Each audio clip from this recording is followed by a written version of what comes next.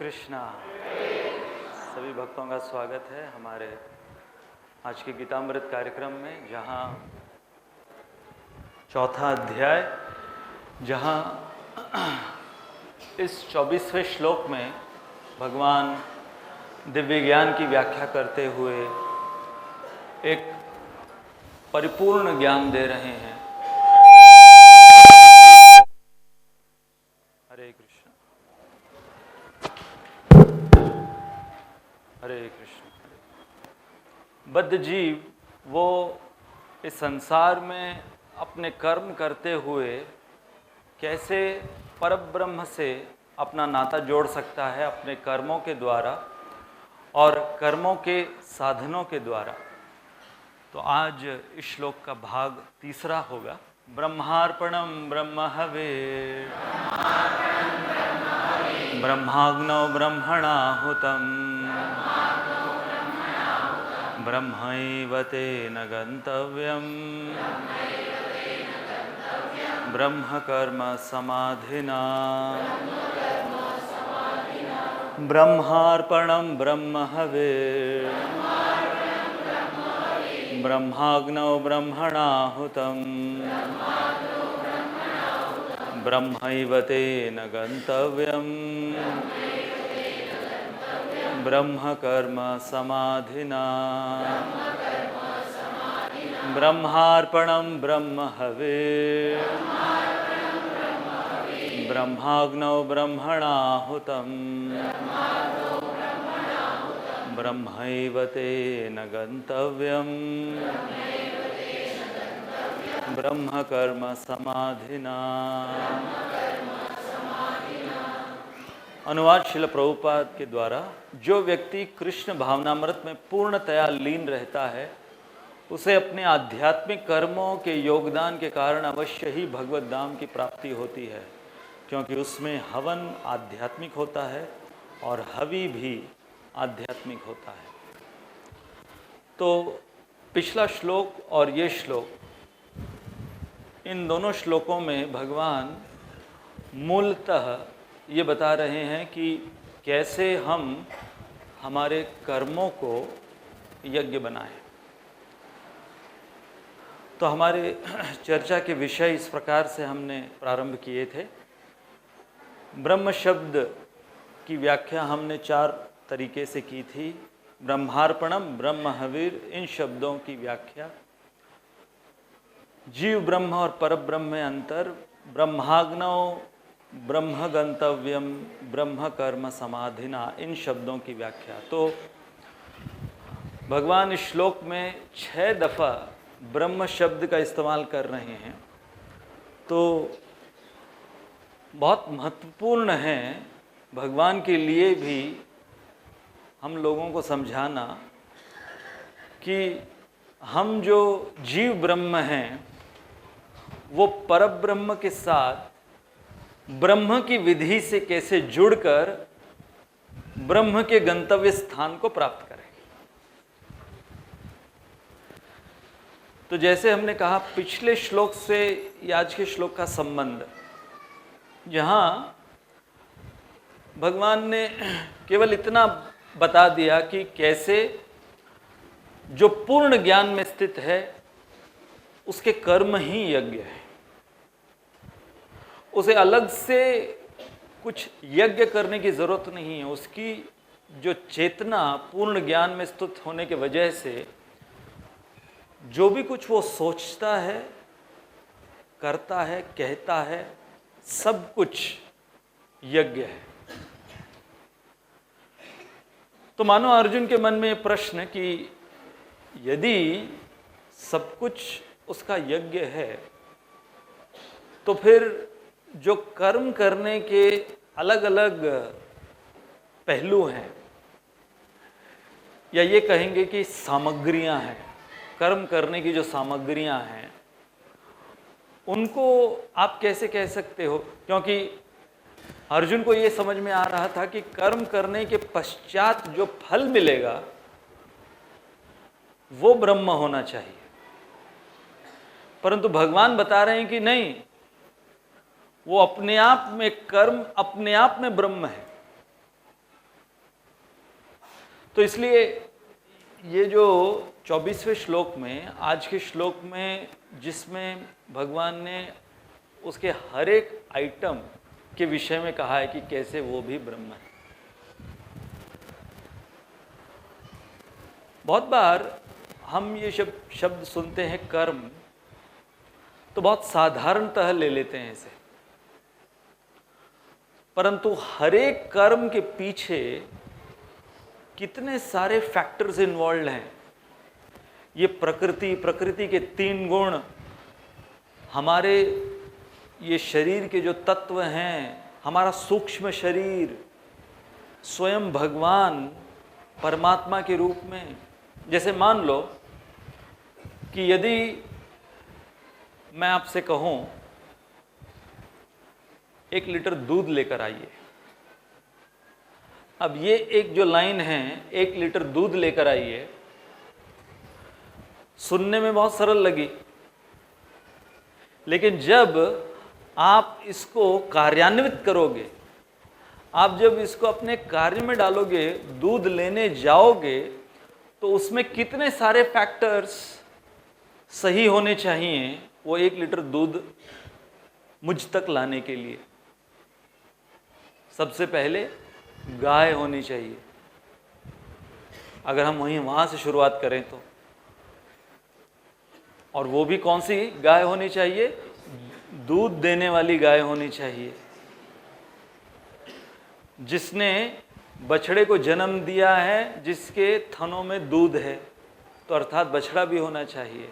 फिर दूध निकालने वाला, अगर आपको दूध निकालना नहीं आता तो फिर दूध वाला होना चाहिए, या जो गोप है वो होना चाहिए, ग्वाला, जो दूध निकाल कर देगा। आपके पास बर्तन होना चाहिए, मुफ्त में तो देगा नहीं, उसके लिए पैसे होने चाहिए। यदि आपके पास पैसे नहीं, पैसे कैसे आएंगे? यदि आप, नौकरी होनी चाहिए, कुछ धंधा होना चाहिए आप। तो अब मैंने कह दिया 1 लीटर दूध लेकर आइए, लेकिन उसके पीछे कितने सारे जो पहलू हैं उस दूध को लाने के, वो फैक्टर्स उसमें समान्वित हो जाते हैं। उसी प्रकार से जब भगवान कह रहे हैं अपने कर्मों को यज्ञ बनाओ, तो उसके पीछे ये सारे डिटेल्स जानना ज़रूरी है। क्यों हम इन श्लोकों को भाग 1, भाग 2, भाग 3, क्योंकि हर एक भाग में क्या क्या हो रहा है। जैसे दूध लाने की क्रिया, तो यदि मैंने कह दिया किसी को कि दूध लेकर आओ, तो तुरंत निकल पड़ा वो दूध लाने के लिए, फिर वापस आया, गाय कहाँ मिलेगी? फिर मैं उसको बताऊं कि गौशाला कहाँ है, गाय कहाँ मिलेगी, फिर आएगा कि वहां पर दूध देने वाली गाय होगी कि नहीं होगी, फिर मुझे पता लगाकर उसको अगर बताना पड़े, फिर आ गया बर्तन कहाँ पर है, अच्छा पैसे तो दिए नहीं आपने।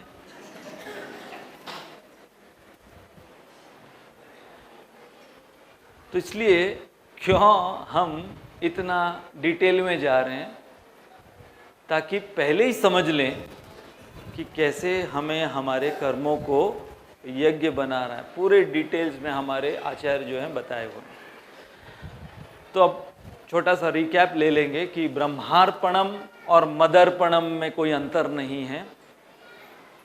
इसका अर्थ ये है कि ब्रह्म परम पुरुष भगवान है, जो कि एक व्यक्ति हैं, साकार व्यक्ति हैं। तो जीव ब्रह्म परब्रह्म को ब्रह्म की विधि से अपना सर्वस्व अर्पित करता है, तो उसे ब्रह्मार्पणम कहते हैं। तो यहाँ पर हर एक वस्तु जो है, जैसे कि दूध लाने की क्रिया, उसमें से सब कुछ उसी चेतना में, चाहे वो चलकर जा रहा हो, चाहे वो साइकिल से जा रहा हो, चेतना क्या है? दूध लाना है। तो उसी प्रकार से यदि ब्रह्म की प्रसन्नता के लिए कर्म किया जाए, तो जो कुछ उसके रास्ते में व्यक्ति करता है वो सब कुछ ब्रह्म कहलाता है। तो ये कुछ उदाहरण हमने हमारे पिछले सेटिंग में लिए थे, जहाँ पर इन भक्तों ने मदर्पणम या ब्रह्मार्पणम ये दर्शाया अपने उदाहरण से। तो गोपियों ने अपनी गृहस्थी को अर्पित कर दिया, ब्राह्मण पत्नियों ने उनके पति ने जितनी यज्ञ के लिए सामग्रियां इकट्ठा करी थी और उन पर ये जिम्मेदारी दी थी, उस सब को अर्पित कर दिया। शबरी ने अपना धैर्य, सुदामा ने अपनी दरिद्रता, गजेंद्र ने अपना पूरा प्रयास, जितनी शक्ति थी उतनी पूरी शक्ति अर्पित कर दी। उसके पश्चात उसे वो साक्षात्कार हुआ और प्रार्थनाएं अर्पित करते हैं। और अर्जुन और द्रौपदी, ये द्रौपदी वो अपनी असहाय अवस्था अर्पित करती हैं भगवान को, और अर्जुन वो उनका युद्ध कौशल वो अर्पित करते हैं भगवान को। तो यहाँ पर जब यज्ञ का उदाहरण दिया गया है और अभी भी हमने कहा कि जो कुछ उससे संबंधित है, यहाँ पर सामग्रियाँ, यज्ञ की सामग्रियाँ अर्थात हमारे कर्म के साधन इत्यादि वो सब कुछ, तो प्रभुपाद उदाहरण दिया करते हैं कि जैसे लोहा जब अग्नि के संपर्क में रहता है बहुत समय तक, तो वो अग्नि की ही तरह काम करता है, वो अग्नि के ही तरह जला सकता है। The iron becomes as good as fire. उसी प्रकार से जब जीव ब्रह्म के संपर्क में रहता है और जीव से संबंधित उसका शरीर, उसका परिवार, उसकी संपत्ति, घर इत्यादि जो कुछ जब ब्रह्म से संबंधित हो जाए तो वो सब कुछ ब्रह्म कहलाया जाएगा। अब यहाँ पर और डिटेल्स में भगवान बता रहे हैं कि वो जो यज्ञ की अग्नि है वो भी ब्रह्म। तो हमारे आचार्य इस यज्ञ की अग्नि या ब्रह्माग्नौ, इसका तात्पर्य देते हैं कि ये तीन तरीके से समझ सकते हैं कि भगवान विश्वरूप, उनका मुख, उसकी तुलना इस ब्रह्मा अग्नि से की गई है। सूर्य और चंद्र, इनका तेज, जो हम अन्न खाते हैं और उसे पकाने के लिए जो अग्नि जलाते हैं, वो अग्नि उस चेतना से यदि जलाई जाए उसे ब्रह्म कहेंगे। हर एक अग्नि को नहीं, क्योंकि चेतना निर्भर करती है। कोई धूम्रपान करने वाला लाइटर जला रहा है, कई बार हमारे तुलसी आरती में हम लाइटर यूज करते हैं, लेकिन वो लाइटर, पहले जब भी लाइटर जलता तो क्या याद आता था? सिगरेट, है ना। जो सिगरेट पीते हैं वो लोग लाइटर रखते हैं अक्सर। तो लाइटर जलाया क्यों जा रहा है, उस पर निर्भर करेगा कि वो अग्नि, वो पुण्यवान शुद्ध अग्नि ब्रह्म अग्नि कहलाई जाएगी या किसी को भ्रम में डालने वाली अग्नि कहलाई जाएगी, और जठरा अग्नि। तो हमने 15वें श्लोक का ये 15वें अध्याय का ये 14वां श्लोक लिया था, जहां पर भगवान उस अग्नि को और डिटेल में बता रहे हैं कि कैसे ये जो श्लोक 24वां, चौथे अध्याय का 24वां श्लोक जो हम ले रहे हैं, और ये श्लोक 15वें अध्याय का, जहां पर भगवान कहते हैं अहम वैश्वानरो भूत्वा, कि मैं वो अग्नि बनता हूं। कौन सी? हमारे पाचन के लिए जो अग्नि की आवश्यकता है उसका नाम है, वो भगवान कह रहे हैं कि मैं उस नाम से, उस अग्नि के रूप में हर एक जीव के अंदर मैंने आश्रय ग्रहण किया है। भगवान कह रहे हैं, ये जो दूसरी लाइन है, प्राणी नाम देहम आश्रित है, और उस अग्नि का नाम क्या है? वैश्वानर। और हमने अलग अलग जो 5 प्रकार की वायु है उसकी चर्चा की थी कि कैसे भगवद गीता में इन श्लोकों के द्वारा भगवान इतना प्रैक्टिकल नॉलेज दे रहे हैं कि हमें किस प्रकार से हमारा रोज़ का भोजन करना चाहिए, उसके पीछे का साइंस क्या है, उसके पीछे की चेतना क्या होनी चाहिए, क्योंकि उसके द्वारा हम हमारे अन्न को शुद्ध करेंगे, अग्नि को शुद्ध करेंगे, और हमारे अंदर उस अन्न को पचाने की जो शक्ति है जो भगवान द्वारा दी गई है, उसको हम उजागर करके हमारे शारीरिक स्वास्थ्य को ठीक रखेंगे, जिसके आधार पर हम ब्रह्मार्पणम कर पाएंगे।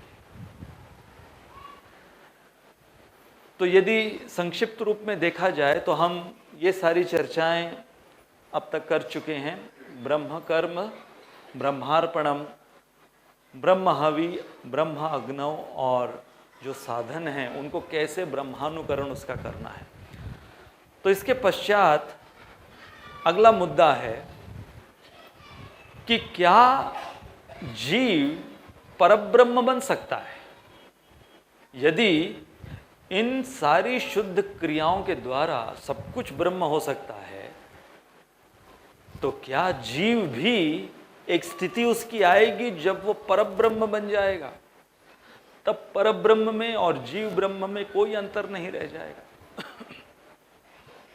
तो अधिकांश जो थोड़ा इस प्रकार के सिद्धांत को जानने की कोशिश करते हैं और कुछ ऐसी पुस्तकें पढ़ लेते हैं, या फिर यही भगवत गीता और इन्हीं श्लोकों के ऊपर जो अर्थवाद हुआ है, जो गलत अर्थ हुआ है, उसको जब पढ़ लेते हैं तो धीरे धीरे क्या मानने लगते हैं कि जीव ब्रह्म और परब्रह्म में फिर कोई अंतर नहीं रह जाना चाहिए। या थोड़ा बहुत कोई अध्यात्म में पहुंच जाता है किसी स्थिति पर, तो धीरे धीरे वो अपने आप को परब्रह्म मानने लगता है। तो बहुत सरल तरीका है इसको समझने का कि हमें जीव ब्रह्म बताया गया है, परंतु परब्रह्म नहीं बताया गया है। जैसे एक बेटा किसी पिता का, वो पिता बन सकता है कि नहीं? यहां पर जितने पिता बैठे हैं किसी न किसी के बेटे हैं, और यहां छोटे बेटे भी आपके हैं, वो आगे चलकर पिता बन सकते हैं। परंतु अंतर क्या है कि एक बेटा पिता बन सकता है, परंतु अपने पिता का पिता नहीं बन सकता। वो कभी नहीं बन सकता। बाप बन जाएगा, बाप का बाप नहीं बनेगा।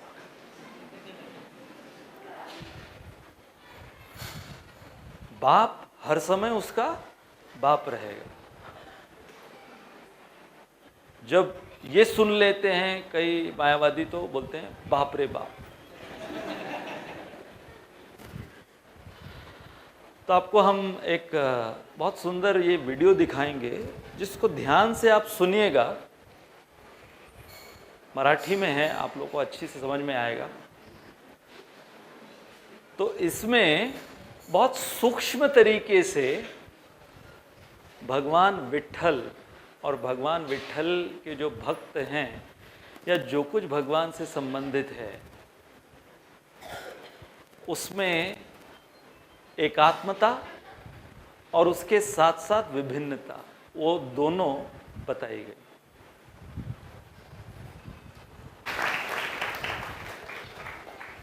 श्रील प्रभुपाद से एक बार पूछा गया, कुछ ऐसे व्यक्ति आए थे जो ये मानते थे कि सब कुछ एक है, जैसे कि एकता में अनेकता। यदि सूक्ष्म रूप से आप इस वीडियो को समझने की कोशिश किए होंगे, तो भगवान श्री विट्ठल पांडुरंग का दर्शन लेते समय जो भक्त निकले हैं और जिस चेतना में वो निकले हैं, वो चेतना भगवान के दर्शन से ज़्यादा महत्वपूर्ण होती है। इसलिए श्रीमद् भागवत में जब ये प्रसंग वर्णित है, अक्रूर मथुरा से निकलते हैं वृंदावन कृष्ण और बलराम को मथुरा ले आने के लिए। तो जो उनकी यात्रा है, मथुरा से वृंदावन की यात्रा है, उसमें जो वो भगवान श्री कृष्ण की चेतना में हैं, आचार्य कहते हैं कि वो अक्रूर की जो चेतना उस यात्रा के दौरान, उसमें ही उनको कृष्ण बलराम का दर्शन हो चुका था। न केवल कृष्ण बलराम का दर्शन हो चुका था, बल्कि अक्रूर अपने उस भाव में, भगवान श्री कृष्ण से मिलने की उत्कंठा में, उस भाव में इतना ज़्यादा निमग्न हो गए थे कि उनको दिख रहा था कि पहुंचने के पश्चात, वृंदावन पहुंचने के पश्चात कृष्ण और बलराम उनके साथ क्या क्या करेंगे। जैसे मान लो कि उनके सामने पहले से ही कोई चित्रपट चल रहा, और जो उनको विजन हुआ एग्जैक्टली उसी प्रकार से कृष्ण और बलराम ने किया उनके साथ। तो जब श्रील प्रभुपाद को ये लोग आए मिलने के लिए, और सब कुछ एक है, सब एक है, हम और भगवान सब एक हैं, तो इसके विषय में चर्चा करने के लिए आए, तो प्रभुपाद ने बहुत सुंदर तरीके से एक बहुत प्रैक्टिकल उदाहरण से उनको समझाया कि हाँ, एकात्मता है और होनी भी चाहिए। जैसे हाल ही में हमारे एक ब्रह्मचर्य क्लास में कृष्णधन प्रभु बता रहे थे कि 2 शब्द हैं जिससे समझ में आएगा कि कैसे जीव परब्रह्म से उसमें अंतर है। तो एक है एकात्मता और एक है एक रूपता। तो हमें भगवान के साथ एकात्मता रखना है, एक रूपता नहीं। एक रूपता कभी नहीं हो सकता। तो श्रील प्रभुपाद, उनके सामने माइक्रोफोन था, तो प्रभुपाद ने उस माइक्रोफोन को अपने मुट्ठी में लिया, और जब उस माइक्रोफोन को मुट्ठी में लिया तो प्रभुपाद ने दिखाया माइक हाथ में पकड़कर उनको कि ये जो 5 उंगलियां हैं मेरी हथेली की, ये क्या कर रही हैं इस वक्त? एक काम कर रही हैं, इस माइक्रोफोन को उठाए हुए।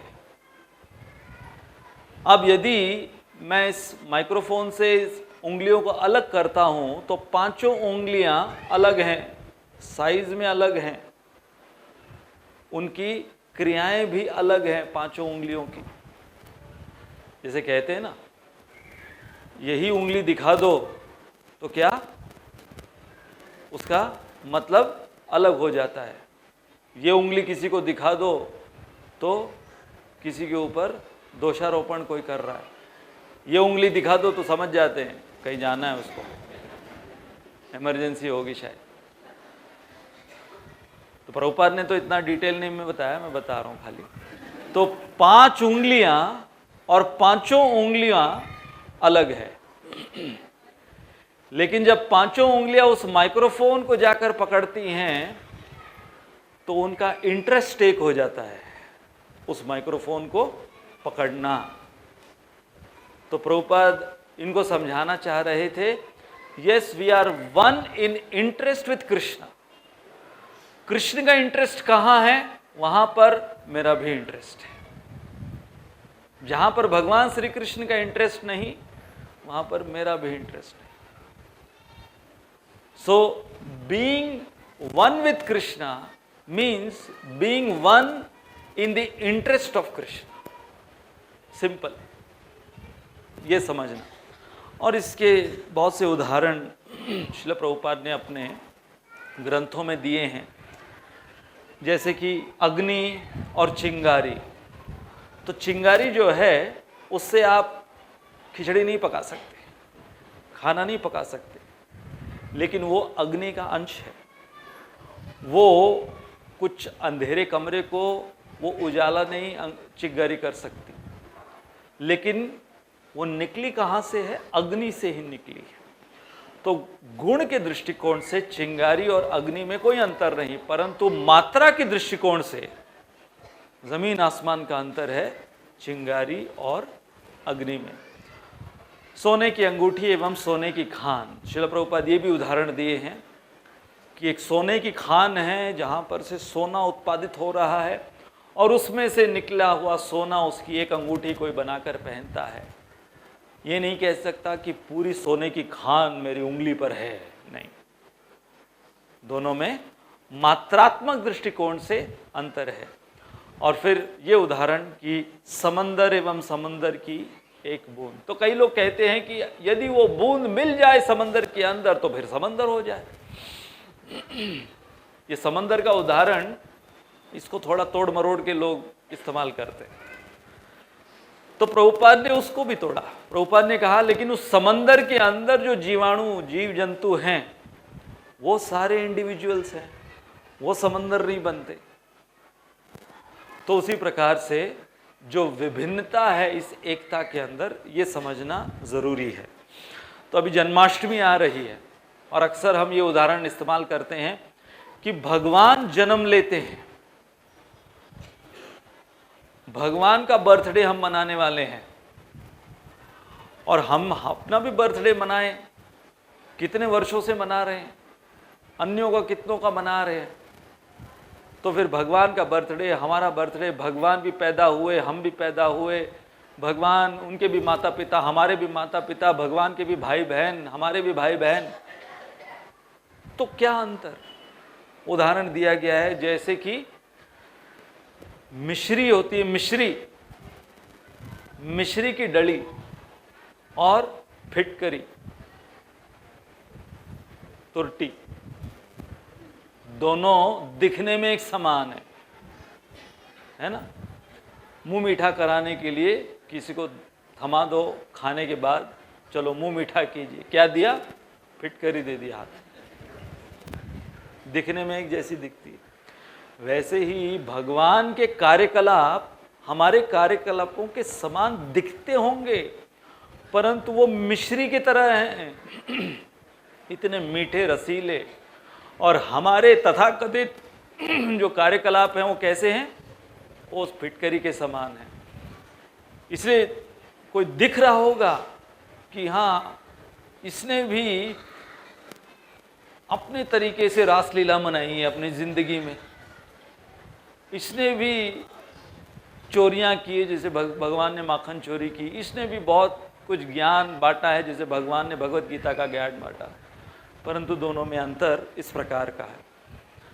अब एक और बहुत ही रोमांचक एक दृष्टिकोण दिया गया है, ये ब्रह्म हवि, इस शब्द को हमारे आचार्यों ने, कि जैसे ये पूरा उदाहरण इस श्लोक का यज्ञ का उदाहरण है। तो यहां पर कहा गया है कि जैसे यज्ञ के लिए आपको यज्ञ कुंड की जरूरत है, उसके अंदर सामग्री की जरूरत है, उस समिधा की जरूरत है, घी की जरूरत है, सब कुछ डालने की जरूरत है, मंत्रोच्चारण की जरूरत है। तो वो जो पूरा सेटअप है यज्ञ का, उसकी तुलना उन्होंने कृष्ण कथा से की है। शुद्ध कृष्ण कथा का शुद्ध श्रवण, ये जो विधि, अर्थात जब भी हम भगवान श्री कृष्ण की कथा शुद्ध भाव से और शुद्ध कृष्ण कथा श्रवण करते हैं, तो हमारे आचार्य कह रहे हैं हम लोग क्या कर रहे हैं? यज्ञ। और कौन सा यज्ञ? ब्रह्म हवि, ब्रह्म को संतुष्ट करने वाला हवन। अर्थात उसके अंदर चाहे आप ये एप्पल का मोबाइल यूज करो, सोनी का कैमरा यूज करो, ये एप्पल का लैपटॉप यूज करो, माइक्रोफोन सिस्टम यूज करो, ये सारी सामग्रियां कृष्ण कथा को बांटने के लिए, सुनने के लिए, कहने के लिए जो इस्तेमाल की जाती हैं, वो सब ब्रह्म। तो जिसने इसका उत्पादन किया है वो सब तर सकते हैं जब इसका शुद्ध तरीके से इस्तेमाल किया जाए। नीति में एक सुंदर श्लोक में कहा गया है कि एक अंधा व्यक्ति कैसे देख सकता है। अब ये सुनने में ये वाक्य कैसा लग रहा है? अंधा और देखेगा कैसे वो? तो कहा गया है कि अंधा व्यक्ति स्पर्श से देखता है। उसकी जो त्वक इंद्रियां हैं वो बहुत शक्तिशाली होती हैं। तो यदि आँखों से पूर्ण रूप से अंधा है, सब कुछ अंधकार बचपन से, पैदाइशी अंधा, परंतु स्पर्श इंद्रिय से वो पहचान जाता है। बहुत से ऐसे आपने अंधों को देखा होगा कि जो आप करेंसी नोट उनके हाथ में दो, स्पर्श कर कर बता देंगे कि ये 10 का है, ये 50 का है, ये 100 का है, ये 200 का है। तो एक अंधा व्यक्ति स्पर्श से देखता है। एक कुत्ता वो कैसे देखता है? सूंघ कर, अपनी नासिका से। Dog sees through his nostrils. एक छोटा सा बच्चा वो हर चीज को अपने मुंह में रखकर चेक करता है। ये तो सामने उसको कुछ चीज दिख रही है, उसको समझ में नहीं आता है कि ये खाने की वस्तु है कि खेलने की वस्तु है। मुंह में डाल के जब चेक करता है, ये खाने की नहीं है, चलो इससे खेलते हैं। उसी प्रकार से एक प्रगत मनुष्य जो प्रगतिशील है, ऐसा एडवांस्ड मनुष्य, वो हर चीज कैसे देखता है? आंखों से नहीं, अपने कर्णों से। तो जो अपने कर्णों से देखे वो व्यक्ति सही मायने में इस संसार को देख रहा है। क्योंकि आंखें जो है, बोलते हैं ना, आंखें तो वैसे भी, इन आंखों को झांसा दिया जा सकता है। आजकल तो टेक्नोलॉजी ऐसी है कि आँखों को इस प्रकार से झांसा दिया जा सकता है कि आपको समझ में नहीं आएगा कि असली क्या है, नकली क्या है। इसलिए ये जो माध्यम है, श्रवण का माध्यम, ये इतना इस पर जोर दिया गया है हमारे शास्त्रों में। तो अब देखिए, थोड़ा मैं इसके विषय में आज खोजबीन कर रहा था।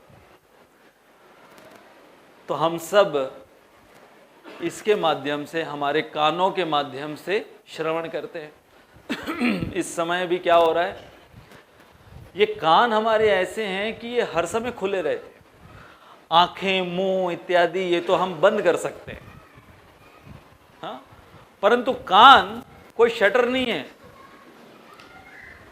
हाँ, वो अलग से आप इसके अंदर कोई डाल के, वो ईयर प्लग्स डाल के उसको बंद करो, वो अलग बात है। परंतु प्राकृतिक रूप से कान के ऊपर कोई शटर नहीं फिट किया हुआ, खुले कान।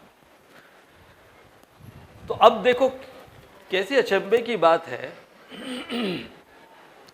कि जैसे श्रीमद् भागवत में श्लोक है, पश्यन् अपि न पश्यति, आंखें देख रही हैं परंतु दिख नहीं रहा है। होता है कि नहीं? आप टकटकी लगाकर देख रहे हो, परंतु मन अगर कहीं और है तो आंखें देख भी रही होंगी, फिर भी सामने कुछ दिख नहीं रहा। इसलिए फिर लोग ऐसे करते हैं, अरे कहाँ खो गए? अंधा नहीं है वो। जब वो सामने वो हाथ हिलता हुआ दिखता है, फिर होश में आता है। जहाँ कहीं पर भी मन उसको ले गया होगा, वहाँ से फिर आता है। तो कान, आज उसकी थोड़ी विस्तार से हम चर्चा करेंगे कि अब देखो इसका जो शेप है बहुत इंटरेस्टिंग शेप है। और कितने हैं हमारे कान? 2। जोड़ दिया जाए, अगर दोनों कानों को जोड़ दिया जाए तो शेप किसका बनता है?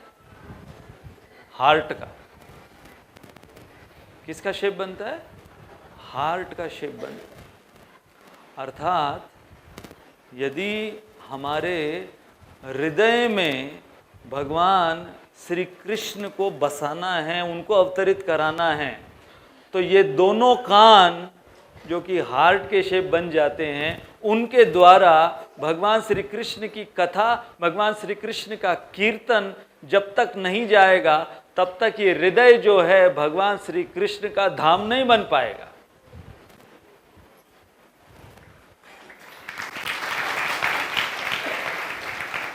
बड़ी देर से पहुंचा हार्ट तक।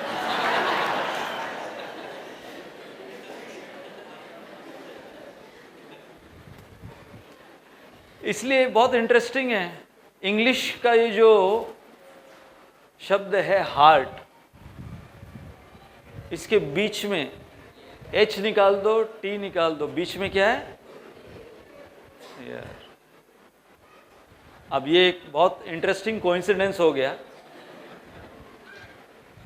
कि जहां उस the heart, what is in the heart of heart, year. इसलिए क्या बताया गया है, अभी देखो हमारी जो ये शरीर की सृष्टि भी हुई है वो भी किस प्रकार से हुई है। एक मुख है और दो कान है, अर्थात कम बोलो ज्यादा सुनो। सुनना ज्यादा चाहिए, लेकिन लोगों को बोलना ज्यादा है, सुनाना ज्यादा है, सुनना कम है। तो आइए हम देखें 4 प्रकार के श्रवण। सबसे पहला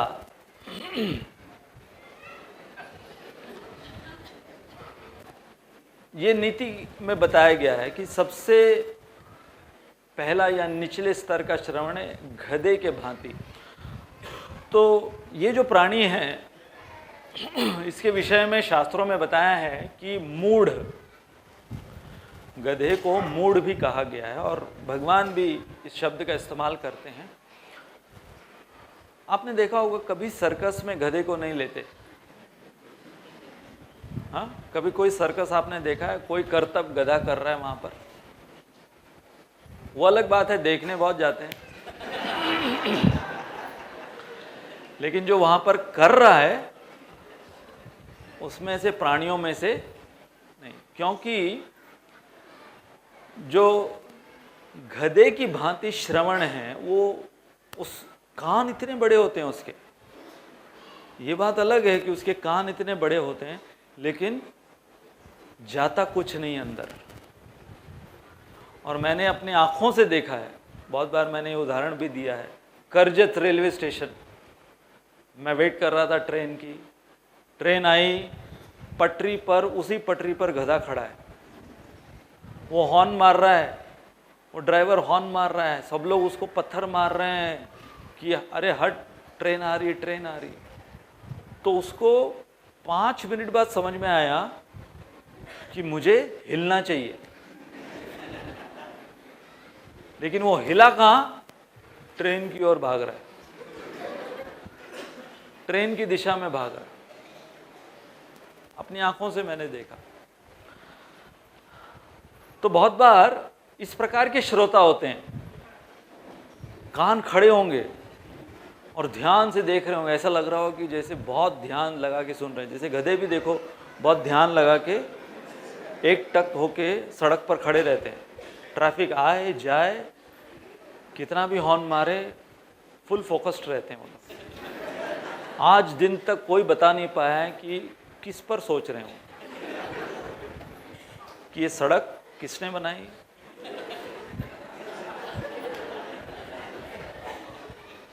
कौन सा मलबा यूज किया इसको बनाने के लिए। हाँ, पता नहीं क्या सोचते हो, फोकस दिखते हैं बहुत। तो कई ऐसे श्रोता होते हैं दिखने में बहुत फोकस दिखेंगे, उनको जाके पूछो कैसा लगा लेक्चर, क्या समझ में आया,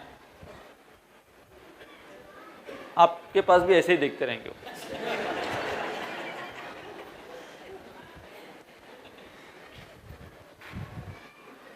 फिर दूसरे प्रकार के श्रोता हैं, वो कौवों की भांति हैं।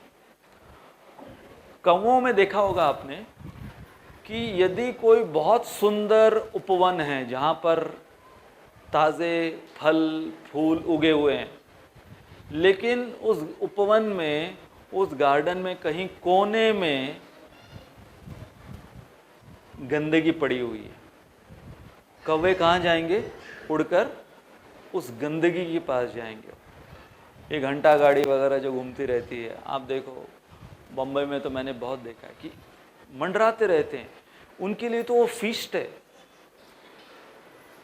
उनको ऐसा लगता है कि जैसे मानो जितना बम्बई का सड़ा से सड़ा कचरा उसके अंदर जिसने भी इकट्ठा कर कर डाला है तो उन्हीं के लिए डाला, उनके लिए वो संडे लव फीस्ट है या एवरीडे लव फीस्ट है। तो जो इस प्रकार के श्रोता होते हैं कि आप कितनी भी अच्छी चीजें उनको सुनाओ, उसके अंदर ऐसा क्यों, भगवान जेल में क्यों, सोलामाला ही क्यों, ये भगवत गीता ही क्यों सुनाते रहते हैं आप।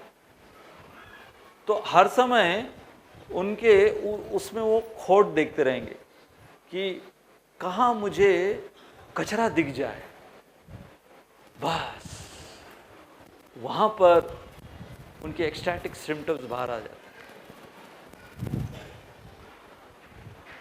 फिर इसके आगे है हंस की भांति। तो हंस की विशेषता है कि वो दूध का दूध पानी का पानी कर देता है, और उसमें से अलग करने के पश्चात पानी नहीं पीता, दूध पीता है वो।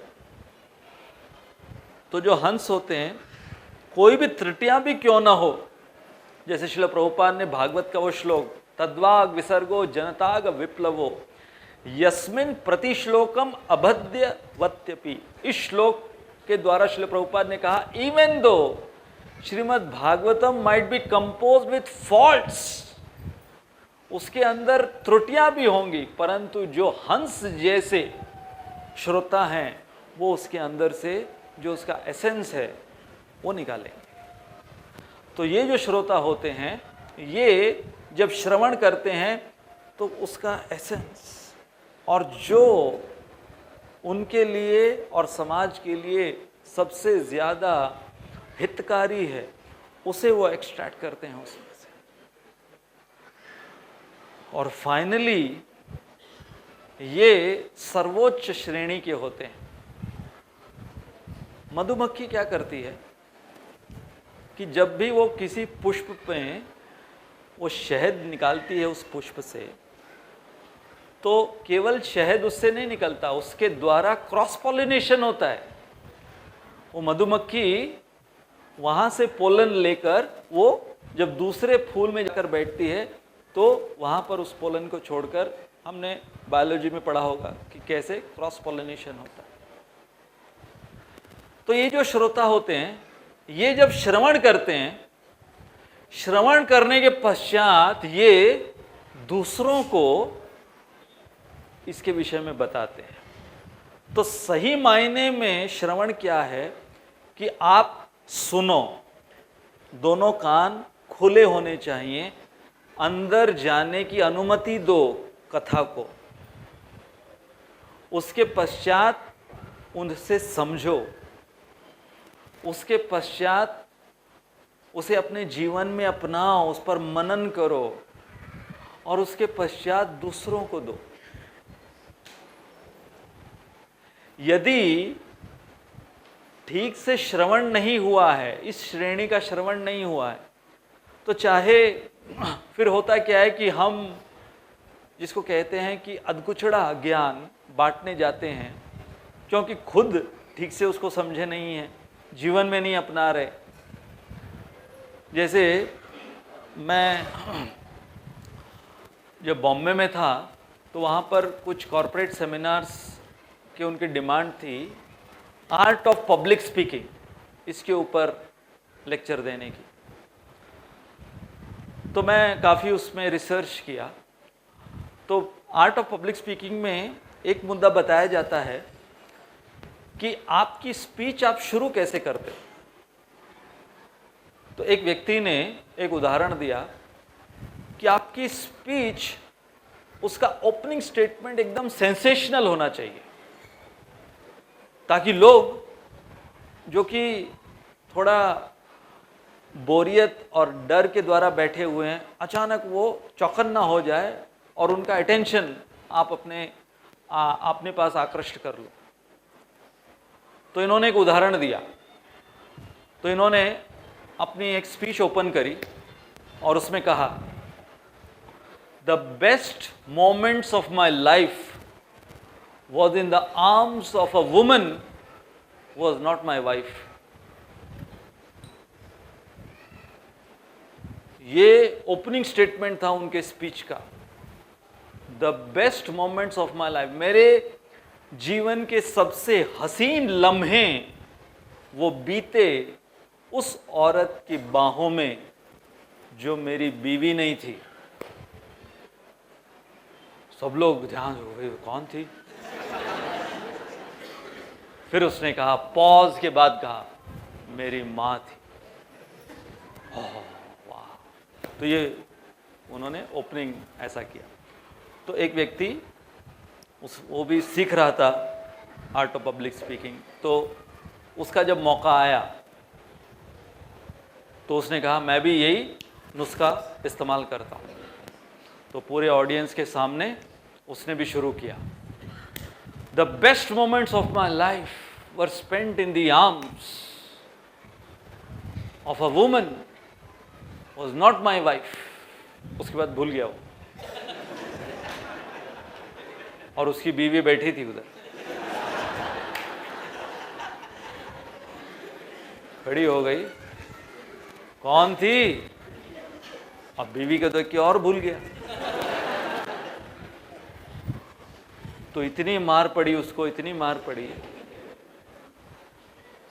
तो इसका अर्थ क्या है कि श्रवण पूरा कीजिए, नहीं तो क्या होगा कि आधा अधूरा श्रवण कर कर जब सुनाने जाओगे किसी को तो फिर उल्टी मार पड़ेगी.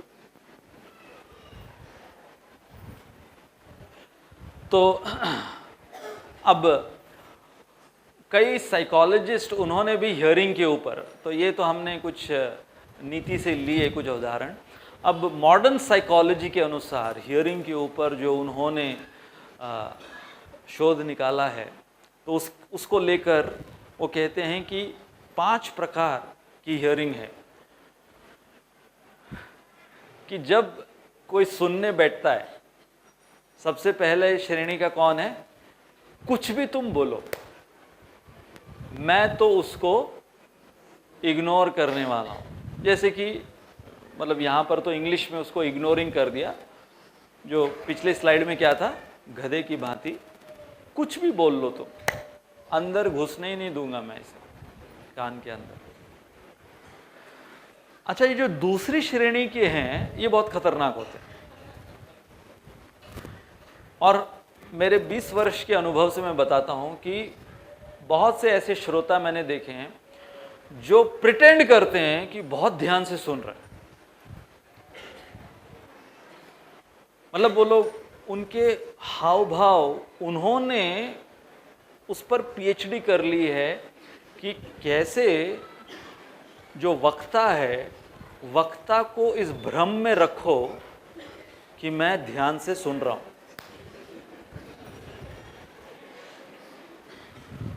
तो गर्दन हिला हिला के ऐसे ये करके वो करके,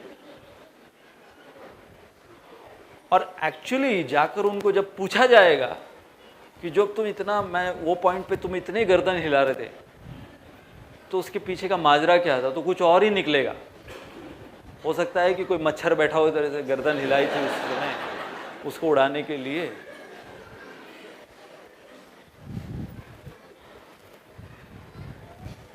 एक कक्षा में संस्कृत के शिक्षक, टीचर, वो संस्कृत के श्लोक सिखा रहे हैं बच्चों को, और फिर उन्होंने पूरा सब व्याकरण सिखाया सब इत्यादि. उसके बाद में फिर अर्थ पूछने के लिए, तो बच्चे को पूछा, बोलो कर्मण्येवाधिकारस्ते मा फलेषु कदाचन, क्या अर्थ है इसका? तो वो कहता है, उसने क्या सुना, राधिका. बोला राधिका नाम की कोई लड़की है जो फल बेचने के लिए निकली है. फिर ये जो चौथे अध्याय का श्लोक यदि आपको याद है, बहुनी में व्यतीतानि जन्मानि तव चार्जुना. तो टीचर ने पूछा, इसका मतलब क्या बताओ? बहुनी में व्यतीतानि जन्मानी तव चार्जुना। बहू के कई बच्चे हैं जो 4 जून को पैदा हुए।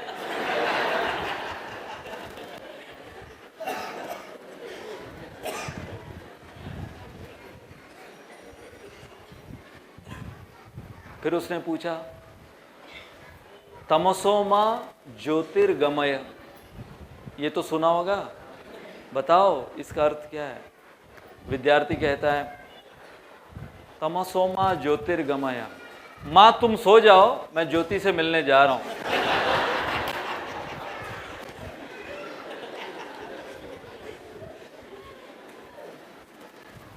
तो हम लोग इस पर हंस रहे होंगे, लेकिन आजकल विद्यार्थियों का यही हाल हो रहा है। क्यों? क्योंकि संस्कृत ये पूरी भाषा ही निकाल दी जा रही है स्कूल से। और आजकल तो मुझे सुनने में आ रहा है कि कौन से सब्जेक्ट्स, फ्रेंच, स्पेनिश, जर्मन, ये लैंग्वेजेस सिखाई जा रही है। पहले तो कम से कम संस्कृत सब्जेक्ट ऑप्शनल तो था, अब तो वो ऑप्शन भी नहीं दे रहे हैं, लेकिन ये लैंग्वेजेस आप सीखो। पता नहीं करेंगे क्या लैंग्वेजेस सीखकर। तो प्रिटेंडिंग, फिर सिलेक्टिव। अब देखिए सिलेक्टिव लिसनिंग जो है ये भी एक बहुत खतरनाक प्रकार की लिसनिंग है, जिसके अंदर मुझे जो चाहिए, मुझे जो अच्छा लगता है, मुझे जो बात पटती है वही मैं अलाउ करूँगा कानों के द्वारा मेरे अंदर सिस्टम में उतरने का। नहीं तो बाकी, जैसे एक पति जिसको शराब पीने की लत लगी हुई थी, और ख़ास तौर पर वाइन, यहाँ नासिक का फेमस है ना, तो वाइन बहुत पीता था। तो बीवी ने सुबह सुबह कहा कि अरे मैं तुम्हारे लिए पराठे बनाई हूँ, पराठे खा कर जाओ, टाइम नहीं है।